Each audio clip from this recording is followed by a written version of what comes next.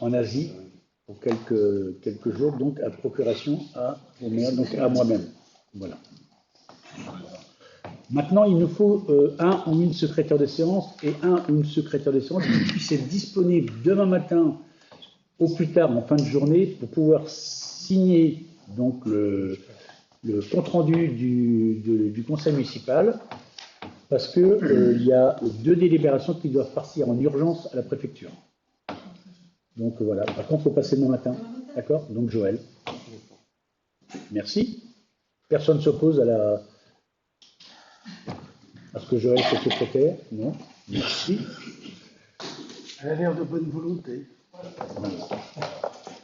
C'est Mathilde. Voilà. Allez, nous allons commencer la séance. Alors, vous avez comment je vous mets l'ordre du jour là, mais on va passer tout de suite à la nomination d'un secrétaire de séance. C'est fait. Approbation du procès-verbal de la séance précédente. Est-ce qu'il y a des commentaires? Non, pas de commentaires du tout. Ok. Donc, je mets au vote qui s'abstient au niveau du commentaire. Qui vote contre? Non, c'est bon? Ok. Pas de commentaire? Ok. Donc, le procès-verbal est validé. Alors maintenant, on va passer aux décisions prises par délégation. Donc, ce sont les délégations du maire. Ah, j'ai peut-être quitté, non? Je sais pas. Tu me dis, Pierre, hein, si je fais des bêtises? C'est bon? Ah bah, je l'ai reperdu encore. Mince. Elle est là? Note de synthèse. Non, ça c'est la note de synthèse. Non, c'est introuvable. J'ai un problème de clé USB.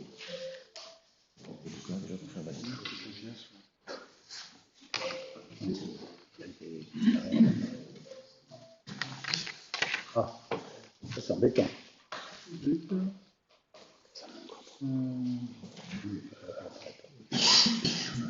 fait déjà 15 jours qu'ils sont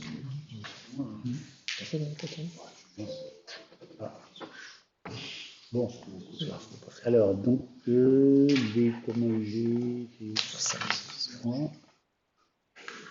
non mais c'est vrai que c'était dans la foulée.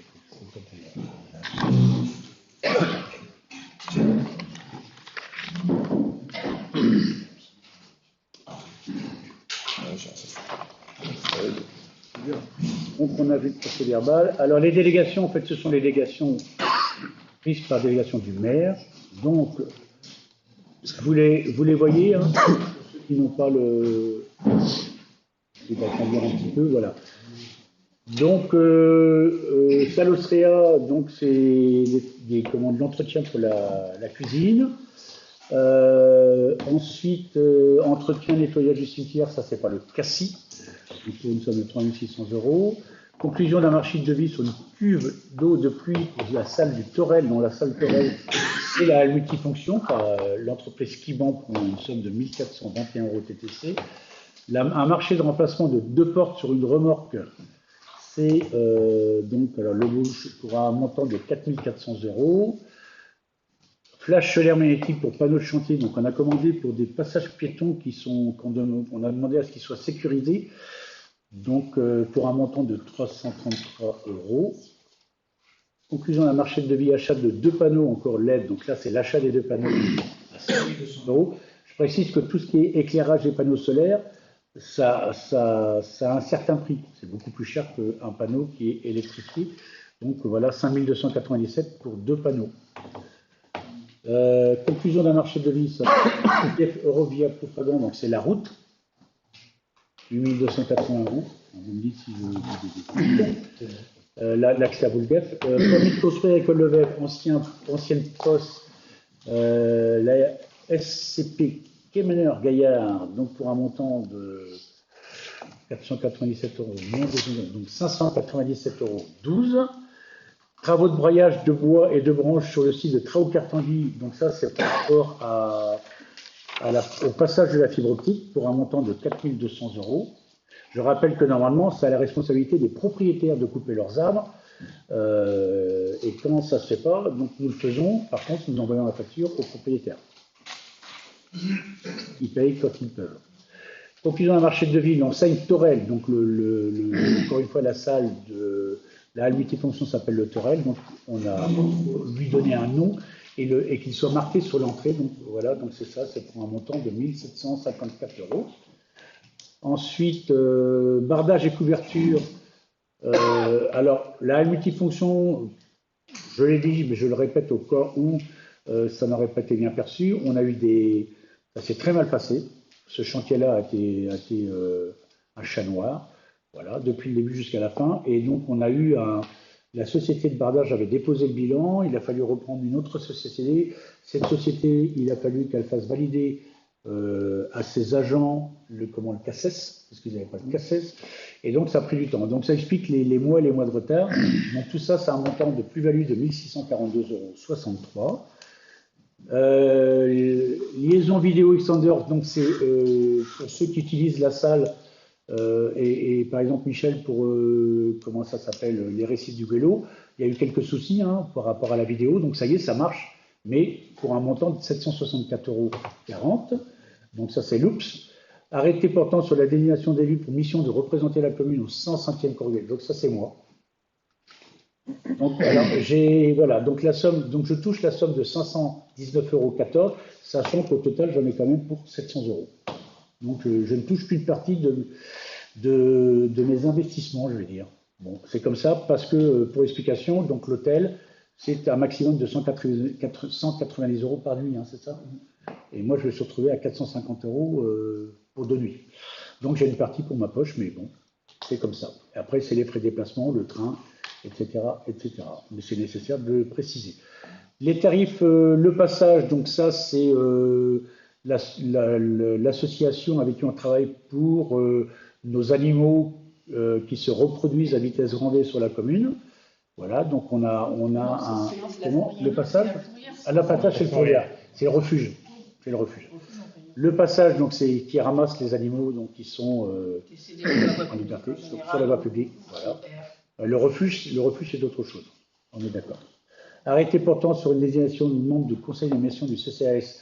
Donc ça, on a eu un remplacement d'un membre du CCAS. Donc voilà, je ne sais pas si on peut le nommer, mais bon, je sais pas, peut-être pas nécessaire. Représentant des restaurants du cœur. Donc c'est le représentant des restaurants du cœur. Voilà. Et arrêté portant sur l'approbation de mise en vigueur du règlement intérieur de la salle communale. Donc ça va vous être présenté plus tard. Voilà. Là, on va attaquer donc les finances. Donc, sur les finances, passer la parole à Véronique, mais je vous... C'est moi ça? Ah, c'est moi celle-là. Ah oui, pardon. Décision modificative, donc du budget principal. Bon, vous connaissez, enfin ceux qui sont élus depuis un petit moment savent qu'il y a des décisions modificatives. Ce sont des transferts d'argent d'un montant à un autre, d'un budget à un autre. Et je ne sais pas si on l'a. Oui, si je l'ai. Attendez, je vais vous le présenter. Voilà, décision modificative. Ici, projet. Pour vous, en fait, ce sont des choses qui restent à payer, en fait, qui sont en cours. Donc, je suis désolé, je vais les mettre en plus grand. Ces trucs-là, moi. Voilà. Là, c'est trop grand.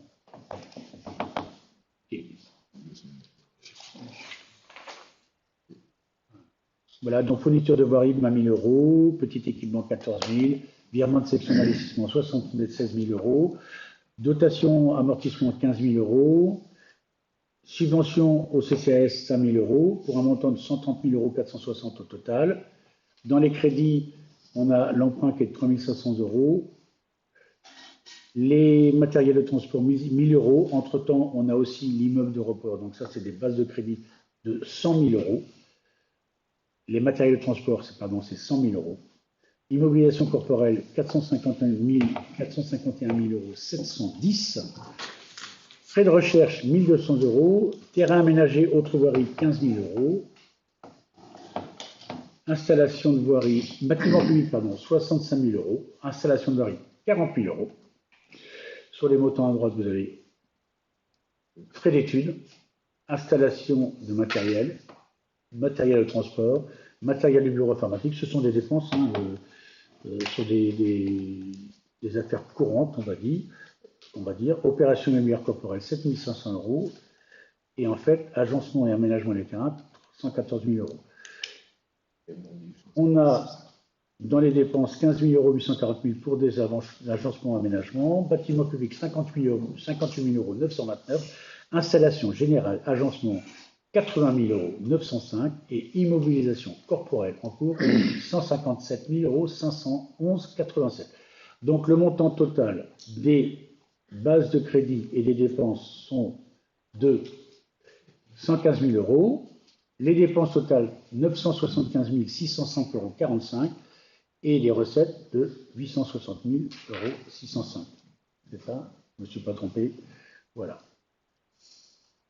Vous avez le résumé en fait juste après. Est-ce qu'il y a des questions sur cette délibération?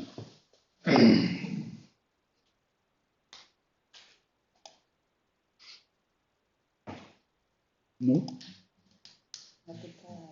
Comment? On va peut-être ajouter le document suivant, l'écran, Pierre. Le document suivant? Ouais, après le point 2.2. Ah, après? Ouais. Ah, tu veux qu'on passe à l'autre aussi, d'accord? Non, mais, Et on fera voter tous les finances en même D'accord. temps? Hein? Ok. Ça vous dérange pas qu'on fasse tout ce qui est finance en même temps? On votera tout en même temps? Ou vous préférez des livres par des livres? Non, c'est plus clair tout ensemble parce que si Comment? on a des chiffres, on sait Ben, c'est pour ça, donc on préfère vous présenter tout, et après vous poserez les questions si nécessaire. Donc après, c'est le 2.2. Donc, Il faut revenir sur le, ouais, d'accord, sur la définition. la commission de surendettement des particuliers a déclaré recevable un dossier. Donc là, voilà, d'une personne dont pour garder la confidentialité, on ne va pas dire le nom en séance. Je passe vite fait, je suis désolé parce qu'il y avait le nom qui était affiché. Oui. On ne doit pas annoncer le nom, donc je suis passé vite fait sur le nom. Donc cette personne devait une dette de cantine qui est assez minime, c'est 34 €. Donc là, c'est d'admettre en valeur la créance de cette personne. Donc ça, c'est des choses récurrentes qu'on a tous les ans, mais ça doit passer en conseil municipal. Voilà. Ensuite, on est donc toujours dans les finances. Alors par contre, c'est la révision des tarifs communaux. Alors là, ça peut être moins. Donc les tarifs ici.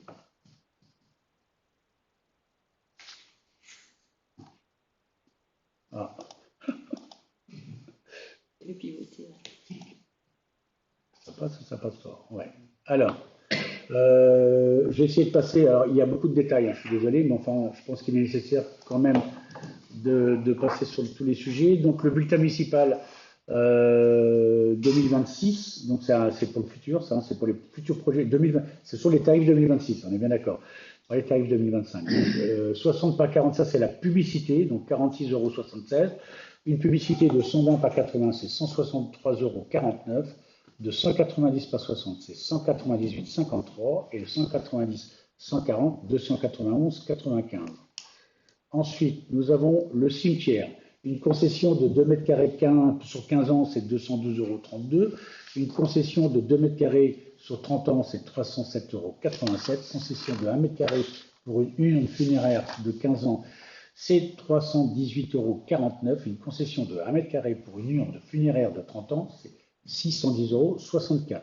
Le columbarium en case ou par plat avec la plaque, 452,78 € et par ligne, 71,13 €. Je retourne de l'autre côté. Voilà.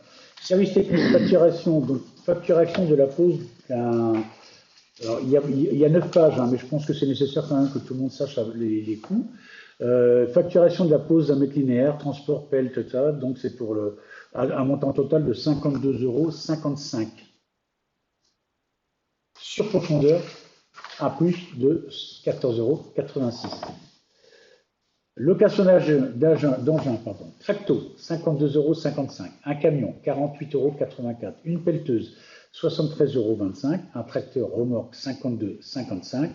Un fourgon, 31,85 € et un couple d'extrusion, 31,85 €. Pose de regard, 25 par 25, 118,91 €. Regard 50 par 50 avec dalle béton, 174,10 €. Regard 50 par 50 avec grille, 372,79 63, bordure caniveau, mètre linéaire, prix courant, grille de caniveau, 75 par 25, prix courant. Création de bateaux sur les trottoirs. Donc le bateau, vous savez, c'est la partie à la hauteur de la route, on va dire à un maximum de 2 de vue, de façon à ce que les véhicules puissent rentrer chez eux. Donc en bordure de T2 en mètre linéaire, c'est 59,45 €. En enrobé au mètre carré, c'est 114,65 €. Et la pierre, si c'est en pierre, donc il faut ajouter par pierre pour 31,5 € mètre carré, 20,17 €. Fourniture de terre végétale. Vous pouvez demander à être fourni en terre végétale. Le mètre cube, c'est 10,62 €. Autre intervention, service technique par heure, 56,26 €. Produits divers, c'est les photocopies. Alors, les photocopies, vous savez que c'est un certain coût. Et on demande, si possible, aux associations de faire un maximum en noir et blanc, hein, parce que ça, voilà, les photocopies coûtent cher. En noir et blanc, 0,26 la photocopie. Vous voyez qu'en couleur, c'est 0,31 centimes d'euros. En noir et blanc, A3, 0,48 et en A3 couleur, 0,59. Reproduction de documents, CD ou clé USB, classification de documents A4, classification de documents A3, 0,37 pour le A4, 0,48 pour le A3. Association à partir de la millième une. Photocopie A4 en noir et blanc, c'est 0,16 € et pour la couleur, 0,16 €, c'est pareil. Voilà. Bon. Je retourne ici. Hop, je suis passé trop tard. Voilà. Police. Alors, commerce et marché, bon, ça, c'est les gens, les commerçants non sédentaires, donc forfait annuel de 127 €. Étal, donc c'est 363,60 € par jour pour quelqu'un qui vient s'implanter hors forfait annuel. Hein. Et 5 mètres linéaires, donc 0,65 € par jour. Par contre, je ne vois pas la différence entre non-abonnés. Alors, moins de 5 mètres linéaires, pardon, et plus de 5 mètres linéaires. Et l'électricité, 3 €. Cirque sans ménagerie. Alors, je tiens à préciser que cirque sans ménagerie, maintenant, les cirques avec ménagerie sont interdits à la commune. Hein. Donc, automatiquement, cirque. La tarif journalier en plein air, 14,01 €. Terrasse, moins de 6 mois par mètre carré, 16,45 €. Plus de 6 mois par mètre carré, 26,54 €. Industrie foraine. Donc ça, c'est des installations qu'il pourrait y avoir, par exemple, sur la place à Brec ou sur d'autres lieux, hein, en dehors des cirques. Par mètre linéaire et par jour, 4,08 €. Manège et véhicules, 17,51 €. Les food trucks. Dans le centre-ville, 4 € par jour. Falaise ou break avec électricité, 8,60 €. Esplanade de break, 9 €. L'électricité, toujours en plus. Hein. Par contre, vous pouvez avoir un forfait annuel, mais ça n'existe pas. Hein. Généralement, les food trucks, ils viennent l'été, ils viennent pas. Donc, pour un montant de 392 € éventuellement une fois par semaine et 626 € sur l'année. Échafaudage, tout type. Alors, l'échafaudage, c'est un peu compliqué parce que c'est calculé sur la surface au sol et sur une partie de surface en hauteur. Donc, c'est pas toujours compris par les artisans, mais bon, c'est la législation, donc on n'y peut rien. Donc, de 31 à 60 jours, 0,80 €, 61,90 jours, 0,70 € par jour, au-dessus de 30 jours, et 91 jours, 0,60 €. Bon, ce sont des détails, mais... Enfant jeunette, repas cantine, repas enfant 3,62 €, repas adulte 6,03 €, panier repas 1,10 €. Garderie, alors les tranches 1, tranche 2, 33, 34, 35, 36, ça dépend du quotient familial. Je ne vous donne pas tous les chiffres hein, parce que bon, vous les avez là, vous les voyez, hein, c'est assez clair. Je peux augmenter un petit peu, voilà. Ensuite, nous avons la LSH, le centre de loisirs, donc pareil, avec les coefficients différents de 0 à 559, de 560 à 700, etc., etc. Vous avez les montants aussi, donc on tient compte des coefficients familiaux. Location diverses. Location foyer du stade. Donc il y a une majoration de 10% l'hiver par rapport au chauffage, c'est tout à fait logique. Donc une journée c'est 116,78 € et en hiver 106,16 hors période hiver. Le week-end, 155,31 € hiver, 141,19 € hors hiver. Et le week-end, 175,17 € hors hiver, 159,24 €. Location de la salle Rue David, 100 € 40 toits en période d'hiver, 91,30 € hors période, caution 449,60 €. On met des cautions parce qu'on a eu pas mal de problèmes. On a trouvé particulièrement la salle Rue David, on a retrouvé dans des états pâture, cloison fracassée, donc on demande une caution maintenant, hein, qui est ce qu'elle est, mais je pense qu'elle aurait pu être un peu plus supérieure à ça par rapport aux travaux qu'on rencontre de temps en temps. Par soirée, 15,19 € en hiver, 13,80 € hors hiver. Week-end, 134,30 € hors hiver, 122,09 €. Le week-end, 233,56 €, 202,32 € hors hiver.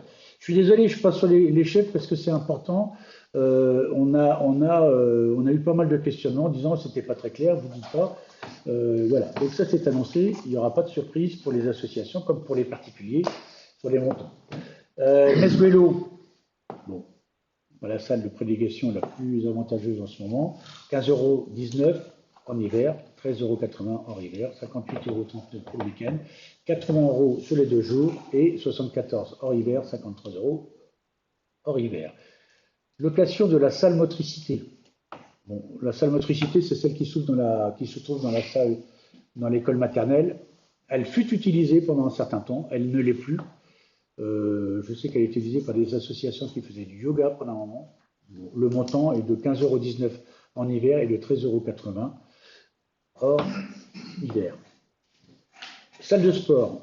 Donc là, c'est compliqué. Donc un badge pour quelqu'un qui ne fait pas partie d'association et qui veut louer, qui veut jouer au tennis par exemple dans la salle omnisport dans le gymnase, c'est 14,01 € pour une location et 12,74 € donc hors hiver. Alors l'été, bon, je précise quand même, il n'y a pas de chauffage dans le gymnase, mais il y a l'éclairage quand même. Donc c'est pour ça la petite différence entre l'hiver et l'été. Semaine, 58,39 €. Il y a des gens qui louent pour une semaine au tennis. Alors, pas une semaine complète, mais 1 heure par semaine.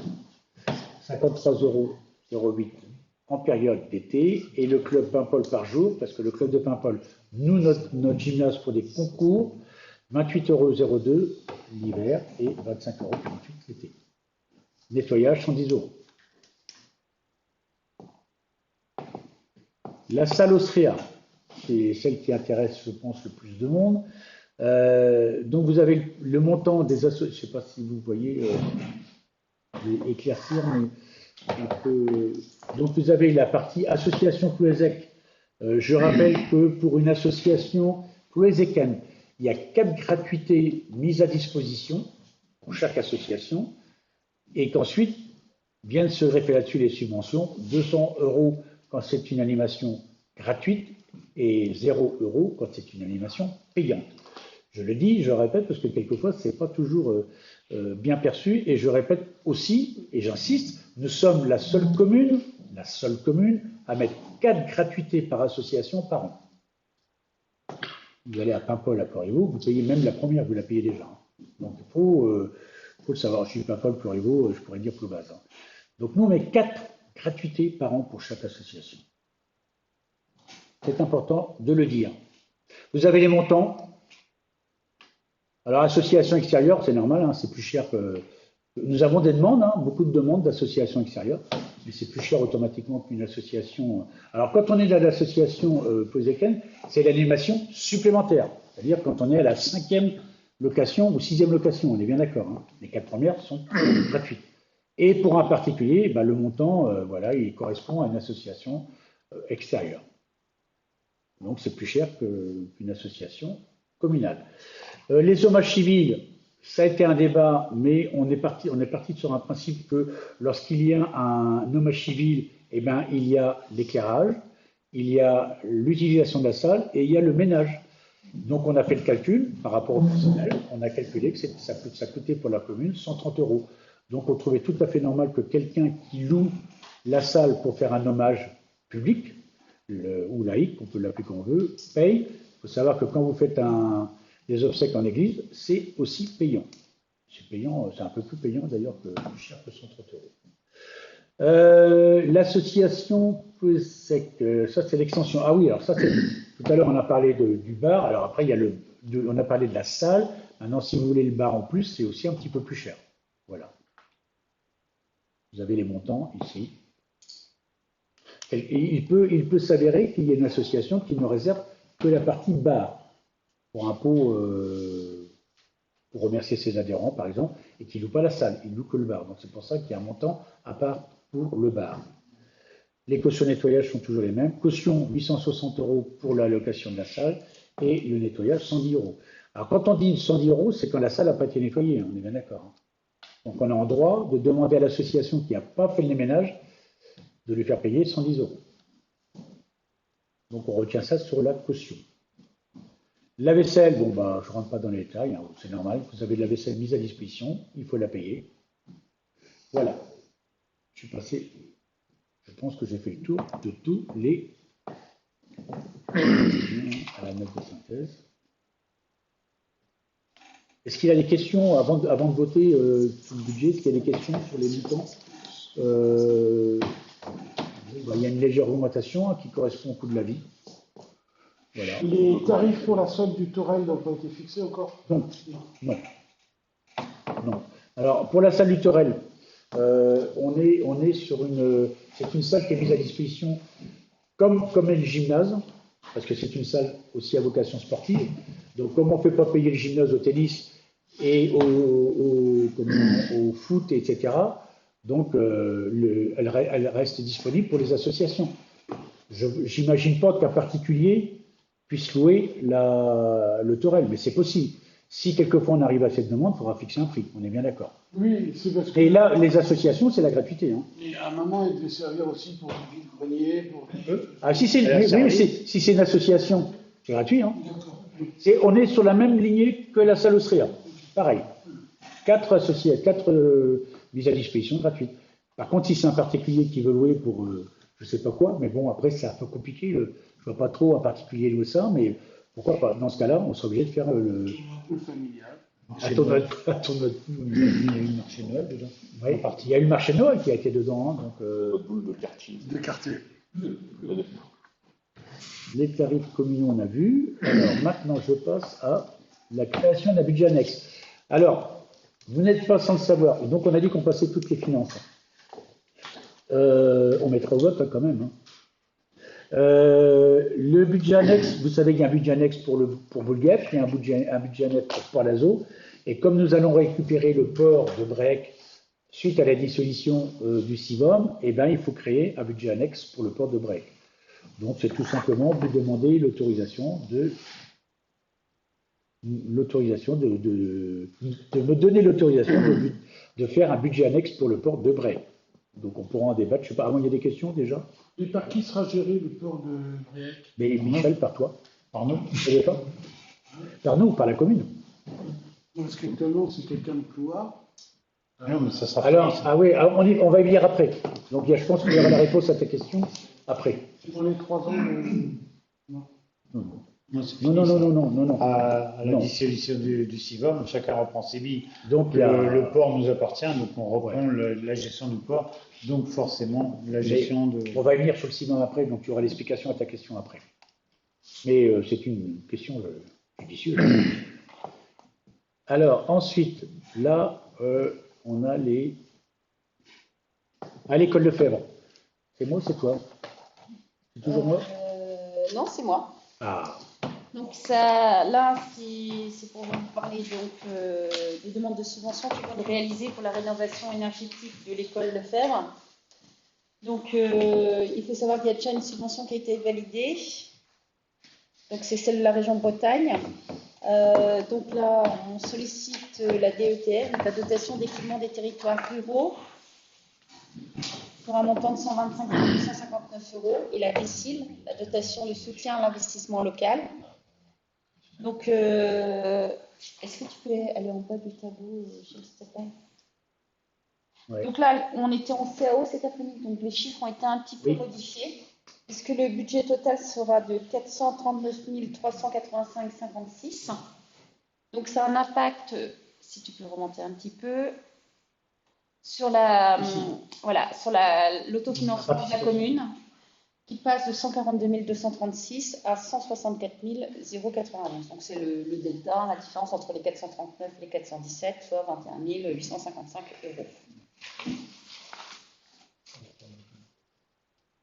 Voilà. Donc, comme le disait. 439 000. En fait, on s'est réunis cet après-midi en commission d'appel d'offres. Il s'avère que les 142 000 euros étaient plus proches de l'estimation. Et on s'est aperçu que cet après-midi en commission d'appel d'offres, on avait 20 000 euros en plus parce qu'il y a eu des rajouts, il y a eu des travaux qui ont été rajoutés entre-temps. Alors là, pour aller dans ce que disait Véro, donc, les 120, donc nous ce qu'on demande, enfin, ce que je vous demande, c'est m'autoriser à demander une subvention donc DETR pour un montant de 125 000 € 259 à la région et DSIL, donc ça c'est l'État, 83 506 €. La région Bretagne a déjà validé sa subvention de 66 529 € et donc le montant pour la commune, donc comme le disait Véronique, il est de 164 091 €. Voilà. Vous avez, et là, donc ça c'est sur les subventions. Alors une c'est sûr, les deux autres, bon, on les espère. C'est toujours pareil, les subventions, on les demande, mais voilà. Et vous avez les montants, en fait, voilà, qui ont un petit peu évolué, puisqu'en fait, on est à 20 000 € dessus. Alors, les 20 000 €, explication, tu expliques, Armand, peut-être? Ouais, on peut reporter ça sur le fait qu'il y a un logement là-bas. Tout le monde sait qu'il y a un logement, j'espère au moins. Et ce logement-là, on va le désamianter en même temps qu'on fait les travaux pour pas avoir à payer deux fois l'intervention. Puisqu'à chaque fois qu'on paye une intervention de désamiantage, on est obligé de payer l'installation au désamiantage. Donc en CAO, on a profité de l'occasion pour désamianter le logement. Peut-être que dans un avenir prochain, qui sera élu fera un logement ou autre chose là, mais au moins ça sera désamianté déjà, quoi. Et on n'aura pas deux fois à payer. C'était ça l'idée. C'est important parce qu'en fait, si on ne l'avait pas fait maintenant et qu'on faisait revenir, peu importe qui sera élu après le mois de mars, revenir le désamiantage, on payait mais deux fois plus cher. Donc là maintenant, on sait que ça sera désamianté et on met l'échelle extérieure aussi. Oui, il y aura un escalier extérieur, un accès extérieur au logement. Et après, ceux qui seront là après le mois de mars décideront s'ils aménagent ou pas le logement au-dessus de la classe. Voilà. Et ensuite.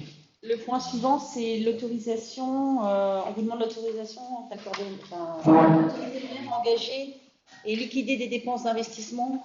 Donc, le prochain budget, donc le budget 2026, doit intervenir avant le 15 avril. Dans l'attente, la vie de la commune continue. Les investissements sont en cours. Donc, comme tous les ans, on vous demande de voter l'ouverture de crédit. Donc, on a un tableau. Donc, alors, la somme qui est demandée, donc, elle est 25%, soit 710 572 €. Je suis désolé, ça ne s'affiche pas. Je vois, toi? Tu peux. Oui, alors je peux expliquer en ce qu'il y a fait, dedans. on va vous le lire à ce moment-là. Hein. Tu l'as. Hein. Donc, il y a les frais d'études, les bâtiments et installations, les terrains nus, l'agencement et les aménagements de terrain, les bâtiments publics, les immeubles de rapport, installation générale, agencement, aménagement, réseau de voirie, installation de voirie, installation générale. Enfin, c'est des compartiments comptables, hein, donc dedans, matériel de transport, matériel de bureau, mobilier, autre immobilisation corporelle. Voilà. Vous avez le détail. Donc le budget de 2025 était sur la partie investissement de 2 842 288 €. Là, on vous demande d'accorder le besoin de crédit à hauteur de 25% de ce budget, soit 710 572 €. Donc pour précision, pour ceux qui n'ont pas été élus les dernières années, c'est une chose qu'on peut faire, mais sur 25% du budget de l'année précédente. On ne peut pas aller au-delà. Hein. Donc voilà, donc ça explique que vous avez donc les 710 572 € correspond, comme à l'Ibéro, à 25% de 2 842 000 288 euros. Voilà. Est-ce qu'il y a des questions? Non. Je repasse la note de synthèse. On arrive donc à ressources humaines. Alors, on va arriver dans les ressources humaines, justement. Ah, pardon, d'accord. Ah, pardon. Oh là là. Je suis pressé, hein. Je suis pressé en plus. Alors, est-ce que je parle par rapport à la minorité, enfin, oui, je préfère minorité qu'opposition, minorité. Est-ce que vous voulez qu'on vote délibération par délibération ou sur l'ensemble de ce qui a été annoncé? Comme vous voulez. Ensemble. Ouais.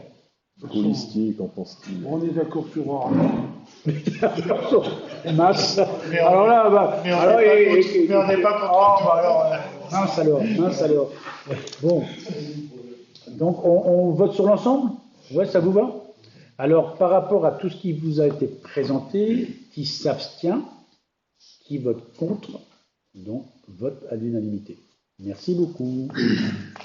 Ressources humaines. Donc là, on va aborder justement le CIVOM, Michel. Une demande de signer une convention de répartition d'agents. Donc, vous savez que suite à les dissolutions, il y a des agents qui sont sur la commune de Ploëzec, mais en fait très peu. Donc, on a une agent, donc secrétaire du CIVOM, qui est détachée. Hein, donc, quand j'explique encore, hein, c'est une précision, elle est salariée du CIVOM et salariée de la mairie, détachée CIVOM sur un 50%, c'est ça, hein, de temps. Et suite à la dissolution de CIVOM, il y a eu un accord qui fait que il y a 4 agents vraiment titularisés, 2 qui vont aller vers Cloire, 2 qui vont aller vers Ploëzec. On en a déjà une qui est déjà dans le cadre de la commune, hein, et l'autre c'est donc Julien, dont tu parlais tout à l'heure, Michel, qui va venir sur la commune de Ploëzec. On verra tout à l'heure dans la délibération suivante pour créer un poste, donc, mais il ne sera pas au port. Donc ça veut dire qu'on est dans la logique de se dire qu'on a Brec déjà, enfin on a Port-Lazo déjà, on a Boulguef et qu'on aura Brec. Donc il est prévu de mettre un responsable technique, un agent des services techniques qui sera responsable des ports. Un agent technique de Ploëzec. C'était un peu le sens de ma question parce qu'il y avait eu un hiatus, Ouais. notamment la police municipale qui devait s'occuper plus ou moins du port et qui ne souhaitait pas s'en occuper ou qui pensait ne pas avoir les compétences. C'est pas le rôle de la police municipale, le port. Hein. Voilà, donc à chaque fois, il y avait des soucis entre eux, justement, ce qu'ils avaient à faire au port. La police municipale de Ploëzec est intervenue plusieurs fois, mais sur des problèmes de petite délinquance, on va dire. Voilà. Mais sur la gestion du port, non. Non, sur la gestion Technique, non. technique, c'était pas. C'était Julien. Enfin, c'était. Il n'a pas les compétences, je ne pense pas. En plus, il y avait eu un logiciel qui avait été acheté pour gérer les ports. Je ne sais pas s'il l'a été. Non. Il est acheté, mais il n'est pas utilisé. En fait, il n'est pas. Alors, on parle sur l'ensemble des ports, mais de la commune. Ah, mais sur la commune, nous aussi, il est utilisé. Pour Port-Lazo et Boulguef, il est déjà utilisé. Il va falloir mettre Brec dessus. Ah oui. Il va falloir mettre Brec dessus. Tout à fait. Pour le gérer. Et troisième réflexion, est-ce qu'il y a une priorité pour les Ploëzécains pour mettre leur bateau là-bas ou pas? Eh bien, je ne sais pas si on a le droit. C'est une liste d'attente. Il y a certain une liste d'attente qui est faite. Après, priorité. Je ne suis pas sûr que ça soit légal. Je ne suis pas sûr que ce soit légal. La priorité. Ça peut être pris comme la la priorité discrimination. nationale, Hein. elle existe peut-être. C'est vrai. Mais au niveau, c'est pas quelque chose de légal. Ça n'existe pas. Alors, en fait, c'est par rapport à la personne qui s'inscrit ou s'inscrit pas, et en temps et en heure. Oui, c'était fait dans le. De toute façon, il n'y a pas, à l'heure actuelle, il n'y a pas de délai d'attente. Non. Donc, Alors, par contre, petite précision à Brec, mais qu'on sera peut-être obligé de le faire à Port-Lazo par la suite, parce que c'est important de le dire. Pour information, il y a de moins en moins de petits bateaux. Voilà. Donc, ceux qui veulent acheter un bateau, ils achètent un bateau de plus de 7 mètres, ou de 7 mètres minimum. Donc, les petits bateaux sont appelés à disparaître. De plus en plus, c'est des mises à l'eau. Donc il va falloir se poser la question de la mise à l'eau d'ailleurs à break par rapport à une barrière pour l'accessibilité. Tout ça, c'est réfléchir. Nous et les autres, parce que c'est important. Et ça veut dire qu'à un moment donné, il va falloir se poser la question de la restructuration du mouillage de break par rapport au placement. Ça, c'est autre chose. Ça, c'est autre chose. Les méthodes, le fonctionnement évolue. Tout va évoluer. Il y a une dizaine d'années, il y avait 3-4 ans d'attente pour avoir un mouillage. C'est plus le cas. À l'heure actuelle, c'est plus le cas.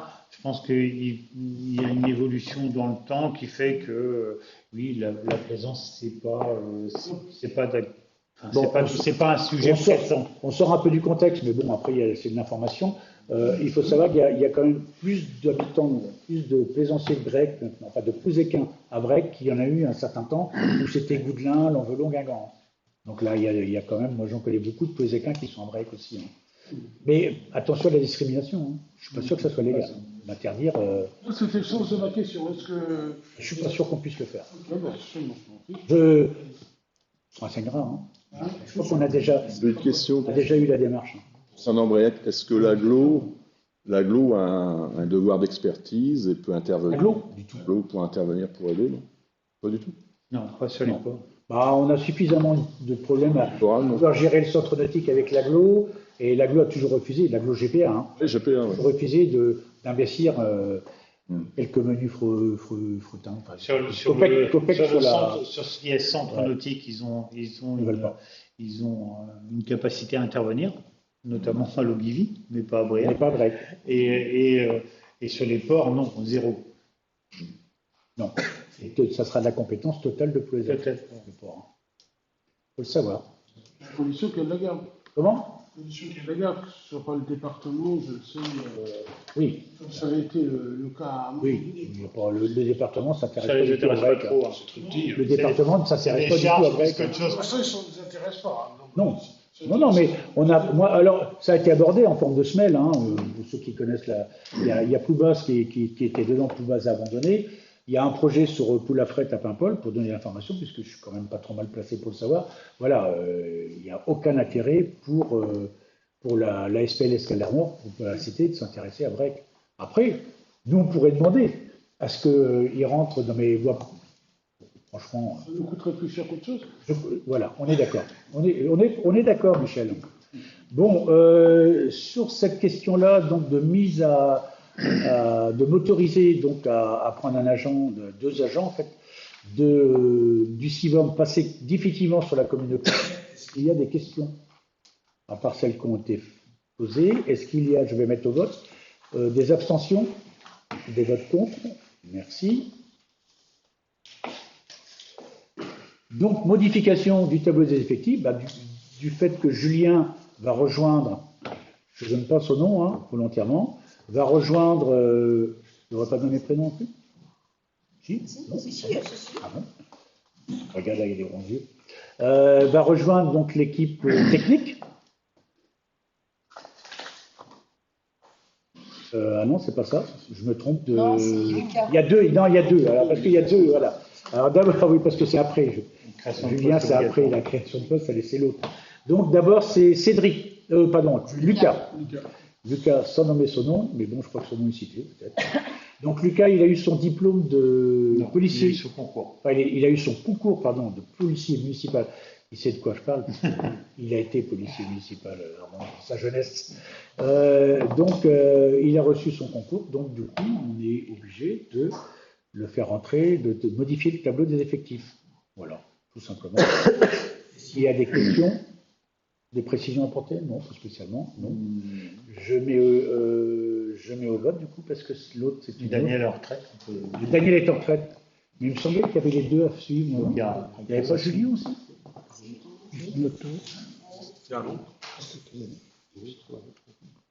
Plus long, je pense. Ah voilà, il me semblait bien qu'il y avait deux. Donc il y a aussi Julien, donc qui devrait affecter, donc qui va venir au tableau des effectifs de la commune, au service technique, à permanent, à temps complet relevant du cadre d'emploi des adjoints techniques territoriaux et grade d'adjoint technique territorial. Donc ça, c'est pour qui était aussi bon avant, qui va passer au service technique. Je savais bien qu'il y en avait deux. Est-ce qu'il y a des questions sur cette modification au tableau des effectifs. Je mets au vote. Qui s'abstient? Qui vote contre? Merci. Mise en place de la participation obligatoire de la commune à un complémentaire santé, contrat labellisé à compter du 1er janvier 2026. Je laisse la parole à Véronique.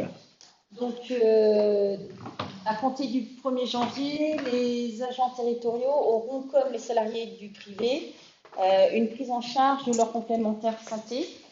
Donc, l'État a mandaté des compagnies d'assurance pour créer des contrats labellisés. Nous, en tant qu'employeur public, on doit participer à la prise en charge de cette mutuelle. Donc, la réglementation prévoit une prise en charge minimale. Donc, les contrats labellisés sont à 30 €, 30 € par agent. La loi prévoit une prise en charge minimale de 15 €, donc 50% de la dépense. Il appartient au conseil municipal de statuer sur le montant de prise en charge, puisque donc, il y a un plancher qui est de 15 €, il y a un plafond qui est de 30 €. Voilà, aujourd'hui, dans la commune, 37 agents sont concernés par cette prise en charge et cette complémentaire santé. Il faut savoir aussi que depuis le 1er janvier 2025, on participe au contrat de prévoyance pour les agents à hauteur de 7 € par agent. Donc, la prise en charge ne peut pas excéder le coût de la mutuelle. Si par exemple la commune choisit de prendre en charge 25 € et que l'agent a une mutuelle qui est moins chère, on ne pourra pas aller au-delà du coût réel du contrat.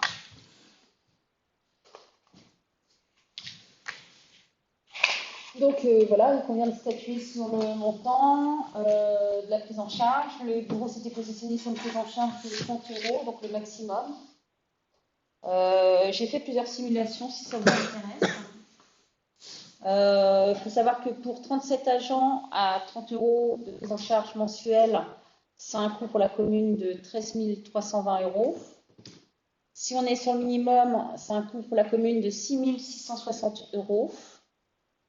Et si on coupe la fleur en deux, c'est-à-dire si il y a une prise en charge à hauteur de 22,50 €, c'est un coût pour la commune de 9 990 €.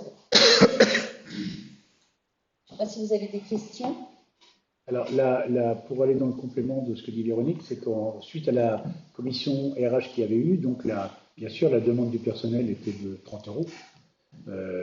Voilà, donc par contre, nous, on est légitime d'accepter ces 30 € ou de dire le minimum c'est 15, le maximum c'est 30. Voilà, on doit statuer. Donc, ce qu'on vous demande, c'est de délibérer sur une somme d'un minimum de 15 et d'un maximum de 30.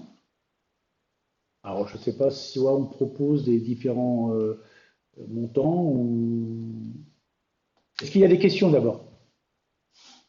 Par rapport aux 7 € qui avaient été votés il y a 2-3 ans, là.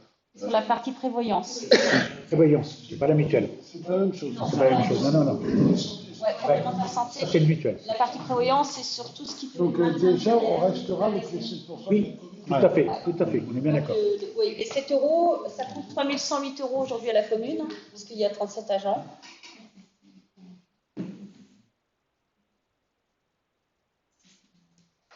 Alors, ce que je vous propose, c'est de proposer des montants différents. Moi, je fais pour 20 €. Le geste de la commune est assez important et ça responsabilise quand même un petit peu les agents. Voilà. Je te rejoins assez sur le fait que je trouve qu'il y a, quand l'usager a tout pris en charge, mais je ne parle pas des agents, je parle de l'humain en règle générale, la consommation est toujours plus importante. Il y a un côté responsabilisation sur l'usage du contrat. Le problème, c'est qu'on ne sait pas où on va, quoi. Parce qu'à l'heure actuelle, avec la sécurité sociale qui se désengage un maximum sur les mutuelles, si on est à 30 et qu'on passe l'année prochaine à 35 ou 40, on va se retrouver. C'est pour ça que je suis pour une avancée qui accompagne les agents, mais qui reste prudente quand même. Pas duel, quoi. Et puis, il faut aussi avoir à l'esprit que c'est une charge pérenne pour la commune, parce que c'est pas du one shot, c'est pas quelque chose qu'on va payer qu'une seule fois. C'est quelque chose qui va être dans nos charges de fonctionnement. Mais après, c'est une bonne chose, hein, parce que je trouvais que c'était un désavantage pour les agents de la fonction publique. Ils étaient moins bien traités que les salariés du privé. Hein. Ça peut évoluer aussi en positif, comme ça peut, par contre, évoluer en négatif, ça ne sera pas. Quoi. Et à titre de comparaison sur les autres communes, je veux dire sur Paimpol. C'est très différent. On s'est renseigné. Hein. Il y en a qui sont passés à 30, d'autres qui sont à 20. Donc on ne peut pas se baser parce que l'ensemble des communes ne font pas la même chose. Donc moi, ce que je vous propose, c'est que, par rapport au respect des échanges qu'il y a eu pendant les ressources humaines, donc je vais vous proposer 15, 20, 25 et 30. Et puis on verra la majorité. Je pense qu'on ne fait pas. C'est 30 accepter 30 ou refuser 30. Ah, alors donc la délibération, c'est où on accepte 30, on refuse. C'est-à-dire que si on refuse 30, on propose autre chose. Ça veut dire qu'il faudra revenir à un prochain conseil municipal. Après échange, donc, ça veut dire, si on refuse les 30, explication quand même, hein, parce que c'est une décision qui est légitime, si on refuse les 30, ça veut dire qu'il faut refaire une commission des ressources humaines, rééchanger à nouveau avec le personnel, leur expliquer pourquoi, tac, et puis de retrouver une autre. Mais on ne peut pas, c'est vrai que c'est 30 là, parce que c'est marqué hein, sur la délite, c'est où on accepte les 30 ou pas. Donc, est-ce qu'il y a d'autres questions avant le vote? Non. Donc, qui est pour? On va faire le contraire. Qui s'abstient d'abord? Qui ne veut pas se mouiller? Qui est contre les 30 euros? 1, 2, 3, 4. Alors, 1, 2, 3, 4, 5, 6, 7, 8, 9, 10, 11, 12. Bon. De toute façon, pour le plaisir, qui est pour? 4. 5. Et qui est-ce qui avait double voix? Moi, j'ai 2 voix. Alors, du coup, J'ai 2 voix. Si, ça rajoute une là, donc ça fait 13. Pour 6, on est combien? Non, on n'est pas le compte là. Mais on a levé 2 fois la main, je ne sais pas. Comment? 2 voix aussi, moi. Ah oui, j'ai 2 voix, moi. Oui, mais ça fait beaucoup, là. On est plus... Alors, refaire. Oui, parce que là, il y a...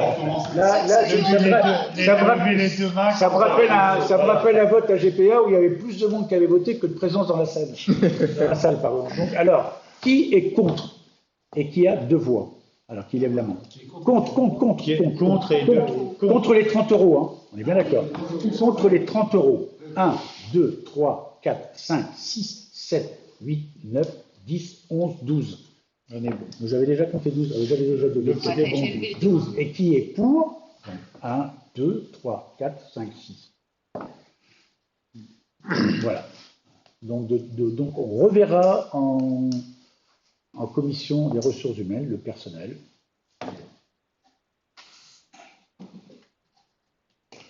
Alors, je passe.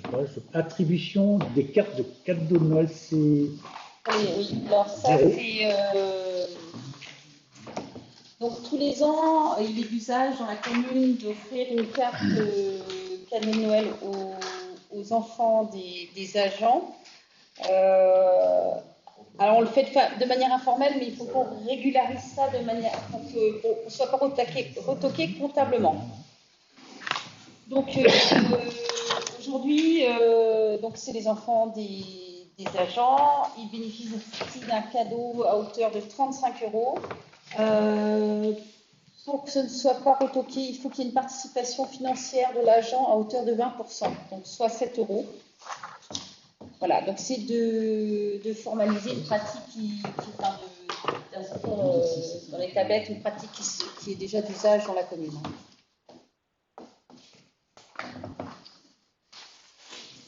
Y a-t-il des questions? Oui. Moi, je trouve que ça, quelque part, c'est demander que l'agent ne gagne pas plus qu'eux, et en même temps, c'est noté justifié d'un revenu mensuel inférieur ou égal à 3 500, et en même temps, ça ne doit pas être impacté, la carte cadeau est destinée, enfin, ça ne doit pas être impacté sur les revenus ou je ne sais pas quoi. Donc, c'est une obligation légale, hein, Michel. C'est quelque chose qui existe déjà, mais qui ne rentrait pas dans la comptabilité de façon légale. Mais c'est pas... En fait, ça ne change strictement rien. C'est une obligation qu'on a. Hein. C'est pour ça que je dis. Je dis que d'un côté, c'est marqué que c'est pas donné aux enfants des agents qui gagnent 3500, Oui. ce que je trouve pas logique, hein, mais bon. Ouais, on avait souhaité que ce soit donné à tous les enfants. Moi aussi. Mais on aurait aimé parce que devant les enfants, un enfant qui croit au Père Noël, il Oui, ne puis connaît pas les revenus de ses parents, il s'en Ça fout. n'a rien à voir avec le salaire de ses parents. Le Père Noël aussi s'en fout aussi d'ailleurs. Et Mais je crois que on n'a malheureusement pas le choix. Non, mais on n'a pas de choix. On n'a pas le choix. C'est légal, quoi. C'est pas. Contre cette réglementation, on avait demandé et on avait validé en commission RH que tous les enfants puissent bénéficier de ce cadeau. Oui. Donc c'est bien. L'obligation, c'est la prise en compte des revenus et de la situation familiale.